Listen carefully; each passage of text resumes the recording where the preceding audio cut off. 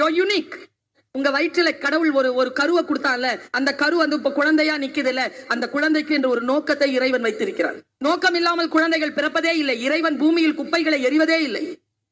யாரையும் போல் ஆக்குவதற்கு முயற்சி செய்யவே செய்யாது. ஒரு செடியில 2 பூ இருந்தா கூட 2 பூவும் வேற வேற பூ தான், ஒரே பூ கிடையாது. உங்ககிட்ட இருக்கிற சுண்டு விரல் இந்த 800 கோடி மக்கள் கிட்ட யாருக்கிட்டயும் இல்ல, உங்ககிட்ட மட்டும்தான் இருக்கு. You are unique. நீங்க எப்படி இருக்கிறீங்களோ உங்க குழந்தைகளுக்கு சொல்லித்தாங்க. சுயமரியாதை சொல்லித்தாங்க உங்க குழந்தைக்கு. யாரையும் பார்த்து இப்படி பார்த்து வியக்காதன்னு சொல்லித்தாங்க.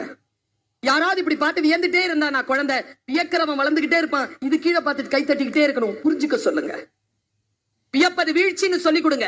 புரிந்து கொள்ள வேண்டும், பணிவுடன் நடக்க வேண்டும், கற்றுக்கொள்ள வேண்டும். இதுதான் மாணவர்களுடைய முதல் தகுதி என்பதனை நீங்கள் அந்த குழந்தைகளுக்கு சொல்லியும் சொல்லாமலும் தெரியப்படுத்திக் கொண்டே இருக்க வேண்டும். அவர்கள் கோலோச்ச வேண்டும் என்றால் இந்த தகுதிகள் வர வேண்டும். Don't compare yourself with anybody. It's the greatest insult for your own.